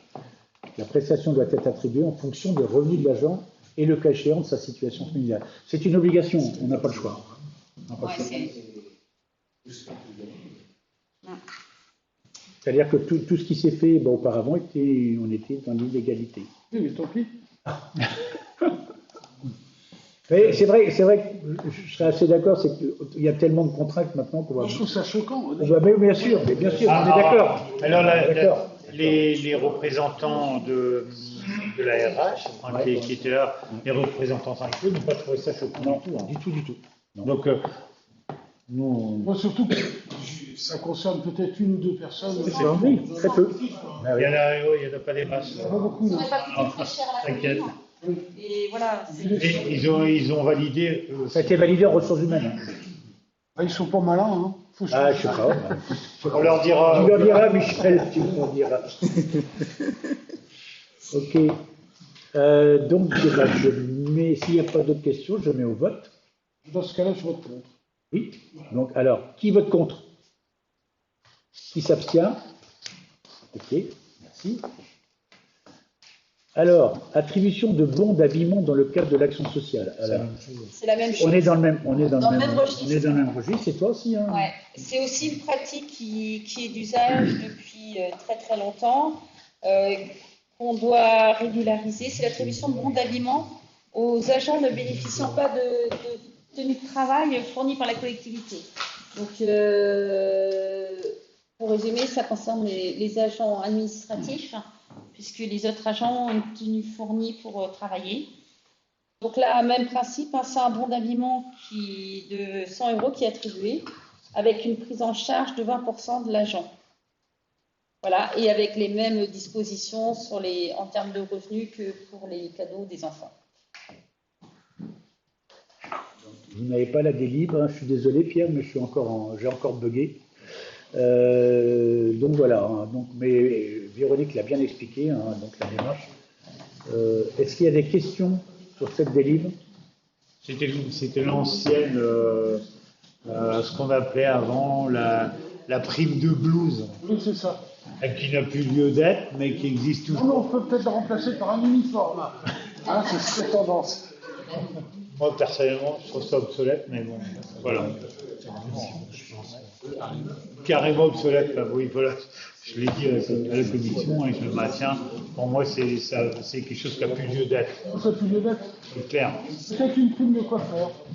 Ah, pourquoi il y a des gens mal coiffés Ce serait discriminatoire pour les Ça veut dire quoi ça, Michel? Il y a des gens mal coiffés à la mairie? Je n'ai pas besoin de. Je ne suis pas employé, hein, c'est dommage. Alors, règlement intérieur, Alors, on vous demande de la. On vote pas? Si, il faut voter. Si, il faut voter On n'a pas voté. On n'a pas voté? Ah bon, Ouais, mais c'est normal, c'est parce que Michel il a dit qu'il était contre dès le départ, donc c'était avant. Alors, pas de questions? Qui s'abstient sur cette délibération? Donc, on est bien sur l'habillement. Hein. Alors, 1, 2, 3, l'habillement. 1, 2, 3, 4, 5, abstention. Qui vote contre? 1, 2. Qui vote pour? Il y a 3. 1, 2, 3. Qui vote pour? 1, 2, 3, 4, 5, 6, 7, 8, 9, 10. Donc c'est voté à la majorité, mais de justesse. On va peut-être enlever 100 €, on va mettre 99,90 €. Non? Bien, approbation du règlement intérieur. Donc j'y arrive là maintenant. Donc là, en fait, ce sont les services, hein, c'est le personnel qui a travaillé sur le règlement intérieur. Donc, il a été présenté Commission RH. en commission RH. Il a été validé par le personnel. Donc, à partir du moment où il est validé par le personnel et qu'on a travaillé ensemble, mais c'est surtout eux qui ont travaillé dessus, notre service, voilà, donc je pense qu'il n'y a pas grand-chose à dire, si ce n'est que d'approuver leur règlement intérieur. Est-ce qu'il y a des questions peut-être de précision? Peut-être ajouter que ça a permis de rafraîchir et de mettre à jour la réglementation, les usages, de donner un cadre aux agents, parce qu'il y avait plein de nouveautés par rapport aux fiches qu'il pouvait y avoir avant. Aujourd'hui, voilà, c'est plus cadré, chacun a ses repères, et c'est en effet ce que disait Gilles, ça a été co-construit entre les responsables de pôle et les agents. Okay. Donc je ne sais pas si vous l'avez lu, on va pas vous voulez que je vous le lise? Vous avez un peu de temps? Vous avez un peu de temps, c'est ça? Donc voilà, alors moi, ce qui est intéressant, c'est qu'il est validé par le personnel, donc je pense qu'à partir du moment où il est validé par le personnel et que nous l'avons validé avec eux en ressources humaines, bon, il n'y a pas de contrainte particulière à le valider. Maintenant, je vous demande quand même de le valider. Qui s'abstient? Qui vote contre? Merci. Modalité de mise à disposition de véhicules de service. Donc, en fait, vous savez qu'on a plusieurs véhicules qui appartiennent à la mairie. Je cherche la page. Ça va présenter, ça, oui. Voilà. Donc, en fait, c'est d'apporter aussi un règlement sur la mise à disposition des services de véhicules, des services de la mairie, pardon. Et parce qu'en fait, c'est un petit peu la foire à Dondon, là. Donc, ça part, ça va, ça revient. Donc, l'idéal, c'est de régulariser tout ça, de mettre un cahier dans chaque véhicule, heure de départ, heure d'arrivée, kilomètres effectués, etc. Donc, il appartient à la collectivité, il est effectué à un service et à une entité administrative. Le véhicule est accessible aux agents uniquement pour les déplacements professionnels et doit être rapporté en fin de journée, sauf autorisation spécifique. Donc, dans les autorisations spécifiques, je vais le mentionner un peu plus loin. Par exemple, sur les astreintes, il est autorisé à l'agent technique d'astreinte de prendre le véhicule le soir et de le garder avec lui pour la nuit, parce que s'il a intervention de nuit, donc il prend le véhicule, il met des panneaux de signalisation à l'intérieur, ça évite de revenir suivant l'appel et puis on perd du temps, quoi. Donc il y a des mises à disposition comme ça. Véhicule de service avec remisage à domicile appartient à la collectivité, il est affecté à un service et à une entité administrative. Ce véhicule est accessible à un agent pour ses déplacements professionnels pour une autorisation de remisage à domicile. Donc ça peut être une formation. Donc sur une distance moyenne, hein, on est bien d'accord. Petite distance. Hein. Il n'y a pas que ça, il y a aussi Ronan qui peut être appelé à tout moment de la nuit et du jour, puisqu'il est directeur de service technique. Mais Ronan, il a déjà remisage. Oui, mais justement, ouais. C'est important de le préciser. Ça confirme que. C'était pas précisé. Voilà. Pas précisé. Il peut être appelé. C'est pas un véhicule de fonction. Il va pas à la plage avec. Il ne peut pas aller en vacances avec. Mais par contre, aller venir au boulot, aller à une réunion à Guingamp ou ailleurs. Voilà, remisage à domicile, c'est ce que ça veut dire. Voilà, vous avez d'ailleurs un véhicule dit de fonction appartient à la collectivité et est mis à la disposition permanente et exclusive d'un agent figurant sur la liste mentionnée sur l'article 29. Donc, par exemple, DGS pour une commune de plus de 5000 habitants. Donc, on n'est pas concerné, DGS d'un EPCI, Voilà, donc on n'est pas du tout concerné par une voiture de fonction à ce titre-là. Ce qui est soumis à déclaration fiscale pour nous dans ces cas-là. Considéré comme avantage en nature. Voilà. Et là, on n'a personne dans ce cadre-là, mais on a préféré définir quand même le. Vous avez en visuel là les personnes qui sont concernées par l'utilisation de les véhicules. Donc brigadier chef, c'est la voiture de police. La SVP, donc qui vient de passer policier municipal. En stagiaire, donc il pourra conduire aussi le véhicule maintenant de police municipale, il ne pouvait pas le faire avant. Voilà, donc assistant de police municipale, donc ça c'est pour l'été, donc ça c'était, on n'est plus dans ce cadre-là maintenant. Donc celui-là, à la limite, je ne suis pas sûr qu'on puisse le mettre. On ne sait jamais, quelquefois il y aurait une embauche. Donc les responsables de Pôle emploi jeunesse, les responsables de production culinaire, adjoint au responsable de la production culinaire, l'adjoint au service technique, les responsables espaces verts, responsable voirie, agent d'exploitation de voirie, agent d'entretien, agent technique des locaux, agent de service périscolaire ou tout autre agent avec une autorisation municipale du maire. Dans le cas. Voilà. Est-ce qu'il y a des questions? Non. Je mets Juste avec une autorisation du maire ou de son chef de service? Théoriquement, c'est signé par le maire. Normalement, c'est le maire. Voilà. Bah, parce que ça engage la commune. Hein. Il y a une autorisation. Alors, la demande est faite au N+1, en fait, qui fait la demande au maire. Mais la signature, c'est le maire. Je mets au vote. Qui s'abstient? Qui vote contre? Alors, convention, on revient sur le CIVOM. Donc, la dissolution devrait être effective au 31 décembre, après validation par la préfecture. Donc, on est en relation avec eux régulièrement, là, donc c'est figé pour l'instant. Par contre, la préfecture nous a demandé de mettre à disposition 2 agents par rapport au suivi financier pendant 5 à 6 mois, donc jusqu'à mai ou juin, pour valider et comment on peut dire liquider donc toutes les parties financières. Parce qu'en fait, c'est pas le 31 décembre dissolution, mais il restera quand même, vous savez, il y a des emprunts, il y a des terrains qui sont sur la commune de Plouézec, d'autres sur la commune de Ploie, et certains sur la commune de Lanlon en plus, puisque l'on vient de découvrir ça. Donc il va falloir tout ça, qui récupère ce terrain. Voilà. Alors, à contrario de ce qui a pu être dit dans certains commentaires, ça se passe très bien. Le couple se sépare à l'amiable, on va dire. Donc, faut pas. Voilà. C'est d'un commun accord. Je tiens à préciser une nouvelle fois qu'à l'origine, c'est une demande de la mairie de Ploie, la dissolution. C'est pas moi qui l'ai demandé. Après, moi, je conviens que ça m'arrangeait bien et ça nous arrangeait bien. Et la demande, au départ, elle est de la mairie de Ploie, du maire de Ploie, validée par les 2 conseils municipaux à Ploie, pour ceux qui étaient présents. Donc voilà, il faut arrêter de dire que... Et ça se passe très bien, ça se passe sereinement. Donc on a une réunion, donc les 2 maires et les 2 DGS, DGS, ça va être, bon voilà, un secrétaire général, j'aime bien l'appeler DGS parce qu'il en a toutes les compétences. Et voilà, ça se passe, non, ça se passe très bien. C'est serein. Il y a des points de détail où on ne va pas être d'accord, certainement, mais... Sur les crédits en cours... Voilà, tout ça. Sur les crédits en cours, c'est partagé en 2 ou... Non. Alors, il y a une partie qui est partagée en 2 si ça concerne les 2 communes.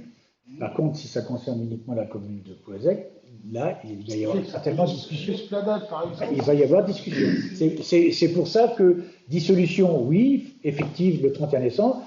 Discussion business, il va demander un certain temps. C'est un peu le problème d'un CIVOM. On a fait quoi pour en avoir discuté, moi, avec le préfet à l'occasion de l'inauguration du Torel. Pour lui, c'est clair.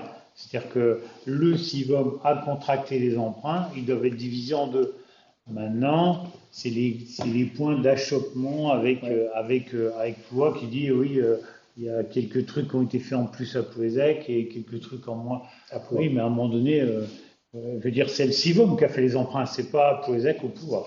Et donc, partant de là, je pense qu'il y aura des discussions. Mais voilà, encore une fois, ça se passe très bien. Mais théoriquement, ça devrait être moite-moite, si on était logique. Dans la logique. Il y a eu des aménagements, alors, moins d'aménagements faits sur le Vieux-Brec, par exemple, mais il y a eu des aménagements de faits.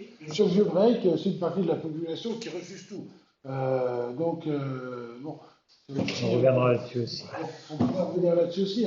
Non, mais Michel, c'est ça parce qu'il y a aussi quand même une grande fragilité de la digue de... Le Perret. Oui, on est bien conscient. C'est un des sujets sur lequel, depuis, ça va faire 1 mandat et demi au moins, que j'attire l'attention. C'est-à-dire que, oui, c'est vrai que là, on risque de diviser moitié-moitié.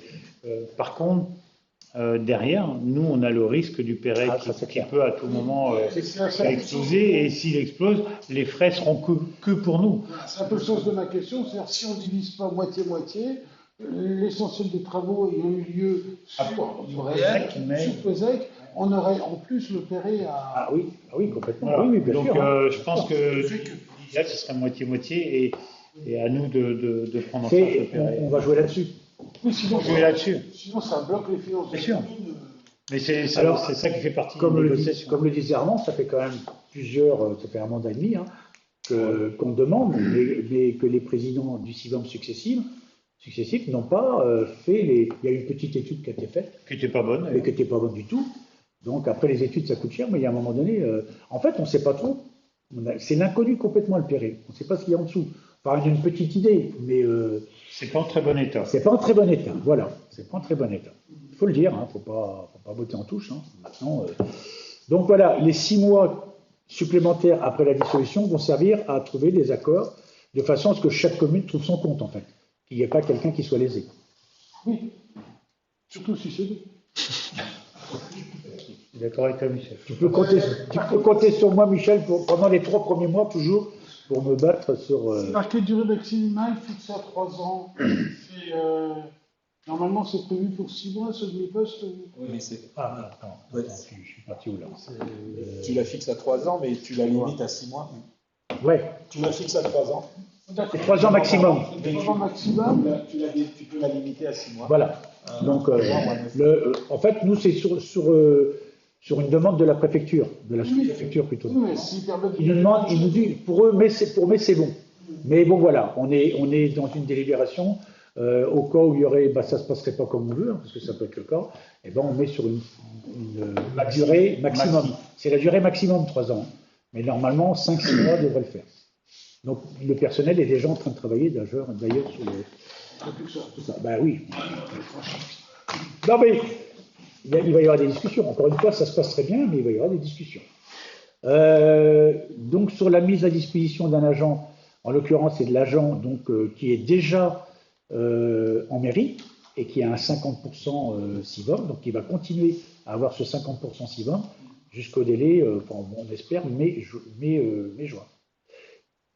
Il n'y a pas d'autres questions, je mets au vote. Qui s'abstient? Qui vote contre? Merci. Urbanisme.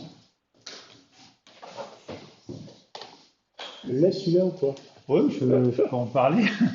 Je peux en parler parce que ça fait quand même quelques mois que je peste un petit peu contre Ploie qui continue à utiliser notre réseau sans demander autorisation. C'est pas celui-là. Si c'est celui-là, hein, l'ami, oui. Et moi, ce qui m'agace un petit peu là-dedans, et vous avez dû lire la presse comme moi, c'est que le maire fait une OAP, il dit que c'est pas lui qui a fait la demande, mais je suis désolé, une OAP, nous on sait ce que c'est le maire qui fait la demande. Une OAP pour 60 logements au Vieux-Briec, 60 logements, c'est autant de logements en moins sur Poëzac, il faut être clair. Si c'est ça. On va y revenir tout à l'heure. Ah bon, c'est pas le même? C'est pas, parce que ça Je reviendrai dessus. on a rajouté ça, on a décidé de rajouter ça ce matin. Parce qu'on a découvert, on a appris ça hier soir. On va y revenir tout à l'heure. Donc là, on est sur la. Ça fait partie des interrogations tout de suite sur le partage du budget. C'est-à-dire qu'à l'heure actuelle, il ne faut pas aller dans cette négociation avec une certaine naïveté, parce que le maire de Ploie n'a absolument aucune naïveté. Il n'a qu'un seul intérêt, c'est sa commune. Donc, Claire. Alors, avis. Donc là, non, on vous demande. En fait, il y a une modification simplifiée du PUI qui est intervenue hier. Hier, mercredi. Ouais. Alors, à la marge, donc. Toujours notre demande, je parle là de M. Dupont par rapport à notre demande éternelle de récupérer notre fameux terrain, ça n'a pas été mis encore à l'ordre du jour parce qu'on est sur des modifications simplifiées. Donc, pour explication, puisque Éric Dupont a assisté à plusieurs conseils communautaires, et c'est toujours pareil, c'est-à-dire que le PLUI, il a été fait ultra rapidement, mal fait. D'ailleurs, les principaux instigateurs de ce projet le reconnaissent maintenant, un peu trop tard d'ailleurs, Donc on s'aperçoit que sur les limites de propriété, c'est pas bon. Sur les bâtiments agricoles non occupés, ça restait dans l'état alors qu'on pouvait les utiliser pour faire une autre destination. Donc voilà, c'est ce qui s'est passé sur cette modification simplifiée, ça concerne tout ça. Par contre, un permis qui était déjà pas constructible, il n'est pas devenu constructible. On est bien sur des modifications simplifiées à la marge. Et on s'aperçoit qu'on se demande d'ailleurs, et tous, et puis moi le premier, parce que quand j'ai voté le PLUI, il faut l'admettre, on a fait ça par rapport aux petites communes qui étaient dans des difficultés, on se rappelle, sauf que comme maintenant les 3/4 des maires sont en train de dire mais on n'aurait jamais dû voter ce PLUI, c'est regrettable. Et parce que l'étude a été très mal faite, et je le dis, et j'ai pas peur de le dire, malheureusement, le service urbanisme a été au-delà de l'étude. Donc a apporté encore plus de contraintes que n'apportait l'étude. On est dans cette situation-là compliquée, très compliquée. Il y a même qui va spolier certains pleuséquins qui pensent... Mais pas que des pleuséquins, mais sur le littoral particulièrement. Qui pensaient à leur intérêt constructif et qui, du jour au lendemain, s'est aperçu que c'était bon pour les vaches. Tout à fait. Donc on parle quand même de montants excessifs. On est 50, 80 000 euros. On est d'accord. On est complètement d'accord. Ce qui est clair sur ça, c'est qu'il ne faut pas s'attendre à de réelles modifications avant 2027. Non. Voilà. Non. De toute façon, après les élections. Qui que ce soit qui sera élu au mois de mars, personne ne va se mouiller. Personne n'a intérêt de faire des promesses qu'il ne pourra pas tenir, puisque on ne pense pas de réelles modifications avant fin 2027. Mais vous voyez, c'est un peu. Oui, non, mais par contre, ce qui peut se faire, c'est quand même leur dire notre déconvenu. Bien sûr. Mais on ne cesse de leur dire. Pour tester, on peut faire. On va y venir tout à l'heure. Moi, j'aurais jamais voté. Mais oui. Mais oui, mais bon, j'ai expliqué pourquoi j'avais voté, mais c'est vrai que je n'aurais pas dû le voter. Sachant ce qu'il y avait derrière, parce qu'à l'époque, on ne savait pas trop ce qu'il y avait derrière. Le terrain, il a été supprimé une fois qu'on l'avait voté quand même. Donc, bon, il y a quand même des choses intéressantes. Je reviens particulièrement, et on a le cas sur la commune des bâtiments agricoles qui n'ont plus d'utilisation parce que il n'y a plus d'exploitation agricole en cours, et des bâtiments qui restent comme ça et qui peuvent avoir une autre destination. Pour une entreprise, il y a même des gens qui sont prêts à acheter des bâtiments agricoles dans un état à peu près correct pour en faire du logement. Donc tout ça va être possible maintenant, alors que ce n'était pas possible avant la modification. Après, il y a les limites de propriété. C'est-à-dire qu'entre deux propriétés, entre le mur d'un voisin, on ne pouvait pas faire de carport, parce qu'il n'y avait pas assez d'espace. Maintenant, on revient des 5 mètres, on revient à une logique urbanisme correcte. En fait, quand on regarde bien, notre PLU, il était très bien. Notre PLU était très bien quand on l'a fait. Malheureusement, le PLU était un peu moins bien. Voilà, donc quand j'ai dit ça, on a revendiqué pas mal de choses encore, on continue à revendiquer. Ça change quelque chose sur l'attribution des différents zonages ici entre Non, rien du tout. C'est bien une modification à la marge. Des modifications à la marge, c'est vraiment... C'est pour ça que je disais, voilà, modification oui, vraiment à la marge, et les vraies modifications pas avant 2027, quoi. Non, fin 2027, donc il ne faut pas rêver. Voilà, ça, c'est pas une grosse modification. Voilà, ceci dit, j'ai dans l'obligation de vous mettre à vous exprimer sur le vote qui s'abstient sur cette modification simplifiée. Qui vote contre? Un vote contre. Merci beaucoup. Alors, l'instauration d'une astreinte journalière en cas de non-exécution des prescriptions d'urbanisme. Tu présentes ça? Tu ne seras pas trop envie? Alors, non, je ne suis pas très...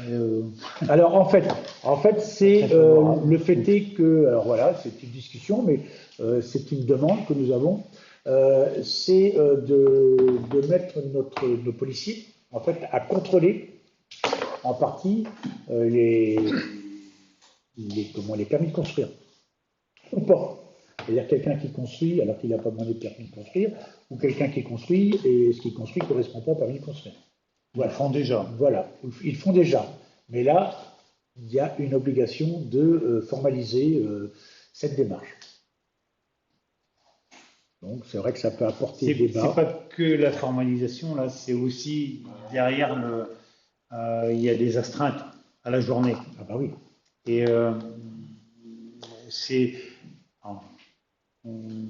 moi je suis d'accord d'astreinte à la journée à partir du moment où elle dépend du maire. C'est-à-dire que on ne sait pas qui sera policier municipal demain.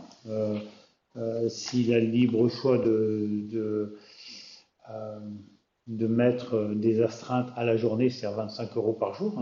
Attention, c'est pas rien. Il y a quand même des familles à Plouézec où 25 € par jour, c'est pas rien.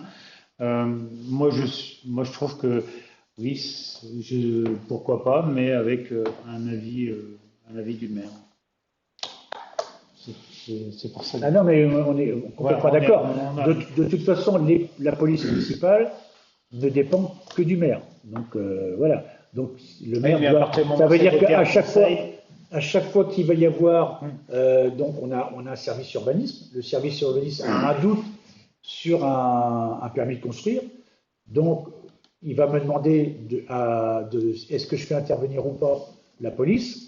Et dans ce cas-là, voilà. Donc en fait, le policier de lui-même ne peut pas intervenir pour faire un contrôle et demander donc un forfait journalier s'il n'a pas demandé l'avis du maire.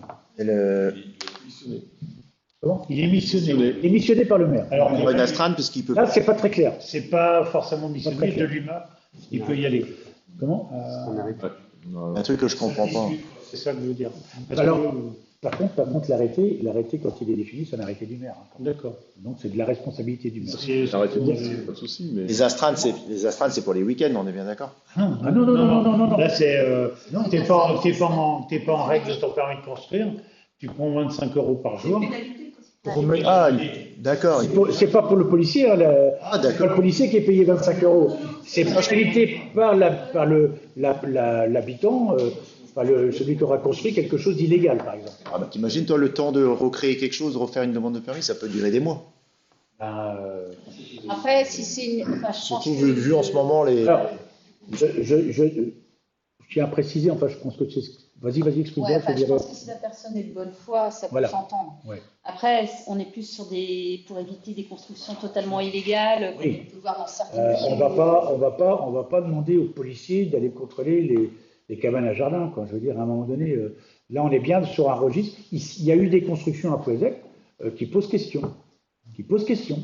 Pourquoi, d'ailleurs, et pourquoi ils ont eu le permis de construire déjà au départ ? Alors, je parle d'un temps antérieur. Il y a quand même des maisons, moi, qui m'échappent. Et puis, il y a d'autres qui font des choses, mais alors, on fait un dépôt un permis de travaux, même pas un permis de construire, mais un permis de travaux pour faire disons, une cabane à jardin, et puis on s'aperçoit que c'est un truc qui fait 30 mètres carrés, et puis c'est pour faire un gîte l'été. Donc là, en fait, c'est plutôt sur des choses comme ça qu'on va intervenir. Comment ? C'est bien effectivement qu'il y ait une intervention donnée par le maire. Quoi. Voilà, donc c'est-à-dire que moi, si je juge que le permis, par rapport à une intervention du secrétaire à l'urbanisme qui me dit là, c'est quand même chaud, quoi. Ça correspond pas du tout. Donc là, moi, si je juge que oui, dans mon affaire, donc je demande aux policiers d'intervenir. Et là, c'est ce que c'est un petit peu le débat qu'on a eu et on est tombé d'accord là-dessus. C'est vrai que c'est le maire qui doit missionner, non pas une décision personnelle de la police municipale. C'est-à-dire, c'est pas le secrétaire urbaniste qui va dire aux policiers de faire. C'est moi qui dois juger s'il y a une nécessité d'intervention. Et c'est normal. Donc, quand les policiers municipaux interviennent, c'est plutôt dans les grandes agglomérations, les villes. Voilà. Oui, parce que là, on n'est pas dans le même. Des contextes assez particuliers. C'est une petite commune. Ça rentre dans leur fiche de poste, là. On n'a pas le même profil de population. Voilà. Ça rentre dans leur fiche de poste dans la grande ville, que là, ça rentre pas dans les fiches de poste. Totalement différent. Donc, c'est un arrêté que je prendrai si besoin. Oui, pardon, Sophie, excuse-moi, je n'avais pas vu. Non, je me pose juste une question. Donc en fait, ça concerne que les permis récents ou les travaux récents. Ah bah oui, on va pas remonter. Oui, mais c'est bon de le préciser quand même. Non, c'est oui. Ce qui est en cours. Voilà, ce qui est en cours est à venir. Voilà, parce que je sais pas, il y a eu des constructions sur la falaise et tout ça. C'est toujours en procédure. Là, il y a des procédures en cours. Il y a des procédures en cours qui existent déjà pour des constructions On les connaît, hein, nous, on sait où elles se trouvent. En fait, il suffit Ça, de c'est en jouer cours. la prescription aussi. Voilà. Bon, voilà, enfin bref. Et puis ça existe déjà, sur Après, le fond, ça existe déjà, les procédures existent déjà. Maintenant, l'astreinte ou les 25 € par jour, c'est plutôt pour obliger la personne à qu'elle réagir. soit consciente, de la... Mais dans la limite, je trouve que c'est une responsabilité du maire et non pas de la police municipale. Tout à fait, on est d'accord. Tout le monde est d'accord hein, sur- Oui, et d'autant plus qu'à mon avis, il faut bien séparer ça, parce qu'il était dit qu'il serait revu la catégorisation des habitations par rapport aux impositions locales. Oui. C'est revu tous les ans. Hein. Oui, Oui, mais il y aurait une. La base. oui, je vois ce que tu veux dire. Quelqu'un va déclarer un T4 alors qu'il y a un T6, par exemple. Oui, la base elle doit dater des années 70 ou quelque chose comme ça, et donc on devrait reprendre d'ici un an ou deux des bases nouvelles et correctes. Ça, c'est les impôts qui fixent ça. De toute façon, c'est les impôts qui fixent ça. C'est pas nous. Nous aussi. Mais il faut pas Ah, nous, on valide ou pas. Et la base, c'est les impôts qui la il y a fixent. quand même une commission municipale. Comment Tout à fait. C'est la commission des impôts hein, qui la fixe. Oui, mais c'est quand même. On l'a fait il n'y a pas longtemps. On l'a fait, oui, il n'y a pas très longtemps. Sur les impôts, c'est des élus. Une fois par an. Une fois par an. On fait une fois par an. Il y a une confusion entre ça et ça. Oui, on est des d'accord. gens qui, Donc, sur l'explication qu'on a donnée, donc, encore une fois, par rapport à une décision du maire, donc un arrêté du maire, une décision du maire. Est-ce que vous êtes d'accord pour cette délibération qui s'abstient? Pardon? Qui s'abstient? Une abstention qui est contre? Ok, merci. Création des noms de rue pour la fibre optique. Donc vous savez qu'on est dans la... On est en train de revoir le nom des rues. Comment s'appelle déjà C'est pas pour ça, là. Non, mais quand même, ça Oui, rentre. voilà, il y a des rues qui vont être appelées, modifiées dans le cadre de l'adressage. De l'adressage, voilà. Mais là, on est sur la fibre optique des rues qui ne sont pas identifiées. Donc, on vous demande de valider, c'est une proposition hein, de nom de rue, parce qu'en fait, on s'est aperçu qu'il y a, alors, il y a la rue de Bailly-d'un-Mort, donc là, il y a maintenant le passage Bailly-d'un-Mort, il y a la place du Bourg, il y a la rue du Stade. Donc la rue du Stade, elle n'existe pas, donc on vous demande de la valider parce que, tout simplement, les pompiers, s'ils doivent intervenir à la salle omnisport ou au gymnase, C'est parce ça, que avec, non, ouais, mais, si, la rue du Stade, elle est non, faite mais- pour ça aussi. Hein. Oui, mais aussi par rapport, c'est la rue qui mène au vestiaire, enfin Oui. à l'emplacement de foot, hein, c'est Tout par à fait. rapport, on doit avoir une adresse pour la fibre optique. Tout à fait, c'est ça. Il n'y a pas. Avec la fibre optique. on n'a pas la fibre non plus. Hein. Non, mais on va Ça va venir, Michel, ça va venir. Écoute, ça fait des années qu'on l'entend. On va se dire que dans 6 mois, 8 mois, ça devrait être bon. Ça fait que 3 ans que je On l'ai, est- donc donc lui, là, il habite. Comme quoi, c'est intéressant d'habiter dans la banlieue de Pezec, des fois. La banlieue chaude. Comment C'est celle qui passe devant le cabinet médical, Oui, qui rejoint la lotissement. oui. C'est la rue qui est actuellement qui va être en travaux, qui va être goudronnée, enrobée, donc prochainement. oui, c'est le jour-ci, Pour la fin de semaine, normalement, vendredi. fin de semaine. Voilà.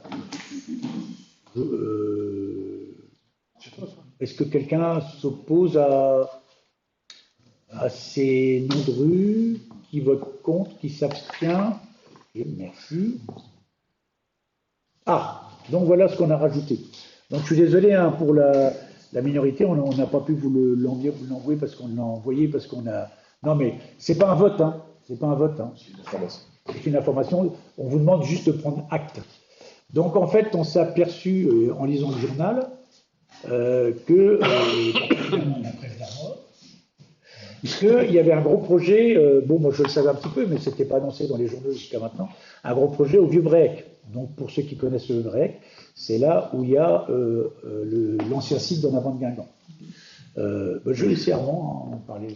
En fait, pour ceux qui savent, depuis ça fait 2 ou 3 ans quand même que je me bats pour la qualité de l'eau, notamment à Bréhec, puisqu'il y avait une pompe de relevage qui était très limitée et qui a été réparée cette année, et puis tant mieux pour tout le monde, hein, parce que les eaux de toute la baie sont quand même plus plus clair, hein, il suffit d'y aller l'été. D'autant plus que le camping avait été remis en route, etc. Donc forcément, ça entraînait des dysfonctionnements de cette pompe. Maintenant, moi, ce qui m'inquiète le plus, c'est pas tellement l'assainissement. Ce qui nous inquiète le plus. Oui, ce qui nous inquiète le plus, c'est pas tellement l'assainissement, parce que l'assainissement, à la limite, si l'EF Armor Communauté veut investir sur Plouézec dans la station d'épuration, ça me convient tout à fait. Par contre, s'il n'y a pas d'investissement sur la station d'épuration, autant de permis de construire faits au Vieux-Briec seront autant de permis de construire refusés à Plouézec. Ah oui. Ça devient problématique. Je vois 59 logements. 59 logements, c'est 2 unités par logement. C'est en gros, si on ajoute le petit lotissement qui est fait au-dessus. Il y a un autre petit lotissement qu'on a découvert ici, 9 lots. Voilà, de 9 lots. Voilà, c'est à peu près 40 à 50 permis de construire qui pourraient être refusés sur Plouézec à terme, puisqu'on est quand même en limite de notre capacité à recevoir sur la station d'épuration. Ah oui, c'est ça le lien. Moi, j'estime qu'à un moment donné, il faut dire stop, quoi. S'ils veulent construire sur Ploua, qu'ils fassent une station d'épuration Plouatine ou l'EF Armor Communauté, mais qui nous fassent pas, qui n'acceptent pas les permis de construire, qui vont impacter nos permis de construire sur Plouézec. Et d'autant plus que je crois que c'est sur le Questel qu'on commence déjà à avoir des refus. On a des refus. Donc, à un moment donné, on peut pas ne pas contrôler ce qui se passe sur Ploua et contrôler ce qui se passe sur Plouézec. Donc voilà, je suis complètement opposé à ce. Et Gilles aussi d'ailleurs. On a discuté. Quel est le recours? Alors, quels sont nos moyens d'action? Parce qu'aujourd'hui, on est d'accord, c'est factuel, on a une station d'épuration sur la commune. Qui est engorgée notamment parce qu'il y a des raccordements de poids et de la partie du Vieux-Briec sans notre station, ce qui nous limite, nous, en termes de permis de construire. Et nous, Plouézec, mairie de Plouézec, quel recours on a contre ces constructions? Qui ne dit rien consent. Alors moi, je pars du principe qu'il y a une convention entre GPA et l'EF Armor Communauté. Qu'on ne connaît pas. Ceci dit, nous, on a appelé quand on n'a aucune information là-dessus. Par contre, c'est pas la première fois que j'attire l'attention auprès de GPA sur le service assainissement, en leur demandant de refuser tout permis de construire qui vient se greffer sur le réseau sans notre autorisation et surtout qui pourrait impacter nos capacités à construire à l'avenir. Alors, pour aller dans le sens, il y a une réunion en plus récemment, alors qu'on n'a même pas été invité. Donc, je ne sais pas si vous vous rendez compte. J'allais dire, visiblement. GPA a une réunion avec Ploua. Donc c'est quand même, ça pose problème. En plus, donc comme le disait Armand tout à l'heure, on a, vous savez que le service urbanisme, c'est une chose, puis il y a le service assainissement. Alors vous avez le service urbanisme qui va vous autoriser un permis de construire, mais mince, le service assainissement nous dit non, c'est pas possible. Donc on a au moins un cas au Questel. Alors quand même, en plus c'est une personne qui se bagarre depuis un certain temps, et il est dans la logique totale de demander l'assainissement collectif. Ça passe devant chez lui, quoi. Et là, on a appris dans le journal ce fameux projet énorme. Et entre-temps, moi, en passant par là, parce qu'il y a des travaux en haut, je vois en fait une entrée et il y a juste un nom de maison. Et en fait, quand on regarde sur le cadastre, on a espionné le cadastre de Ploua et on voit il y a 9 lots. 9 lots. Il y a une grande. Oui, mais au départ, ils n'ont pas mis ça au départ. Au départ, il y avait que. Voilà. Donc les 9 lots, plus comme dit Armand, parce qu'on a beau dire, alors c'est pareil, c'est contesté, ça a toujours été contesté les projets d'aménagement au petit gaz en avant, c'est comme ça qu'on appelait la colonie de vacances. Mais si ça passe. Et si ça passe? Et si ça passe, comment on fait? Parce que là, notre station d'épuration qui a été faite à l'époque pour 5000 équivalents, attention, 5000 équivalents, ça veut dire que déjà la commune de Plouézec l'été, on multiplie la population par 3. Entre-temps, on a mis le Vieux-Briec, mais on a mis Kerfot.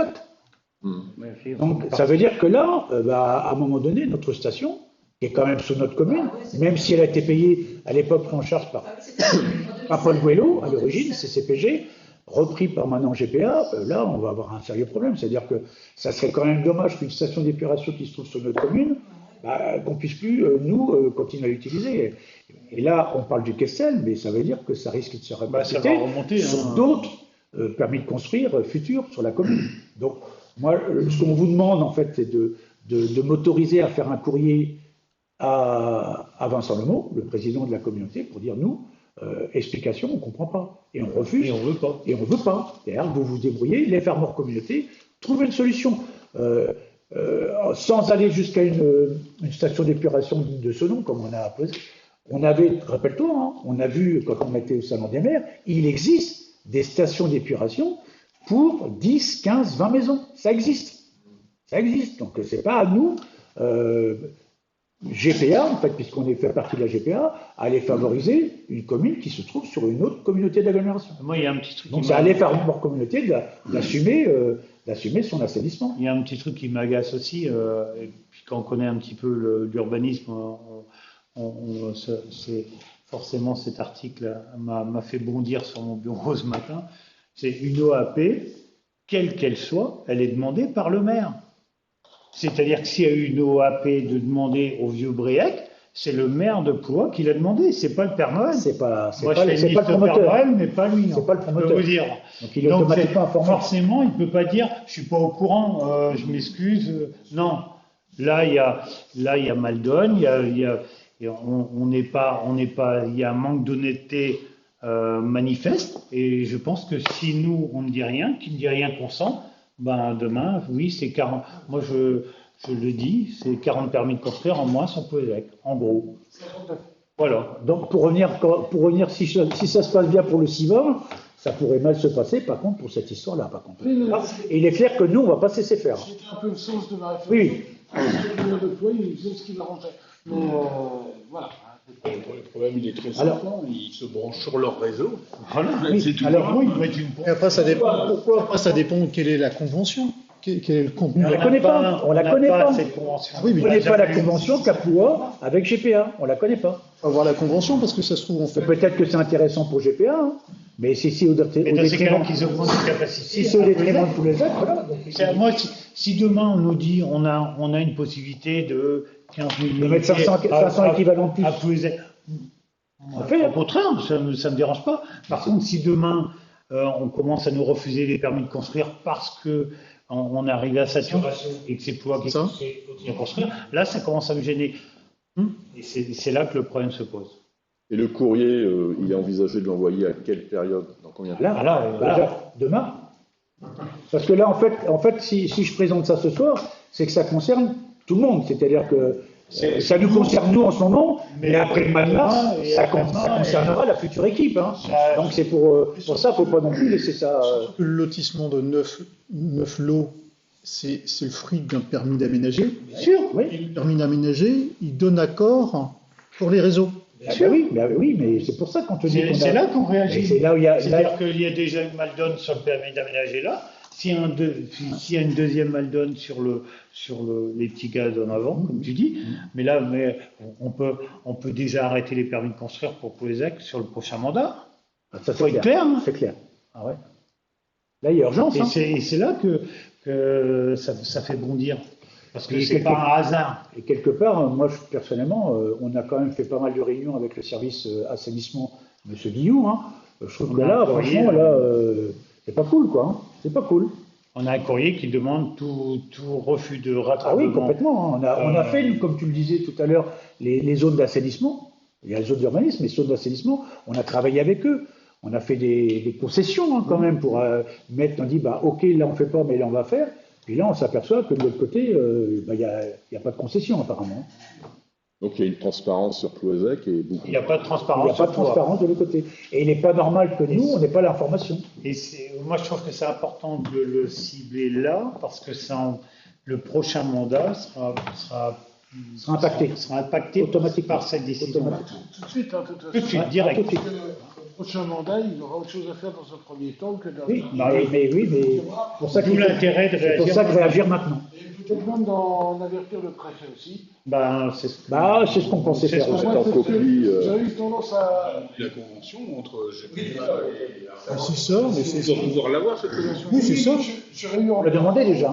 En parallèle, j'aurais carrément avisé le préfet qui est bien capable de nous faire remarquer quand on n'est pas tout à fait en accord avec tel ou tel type de législation.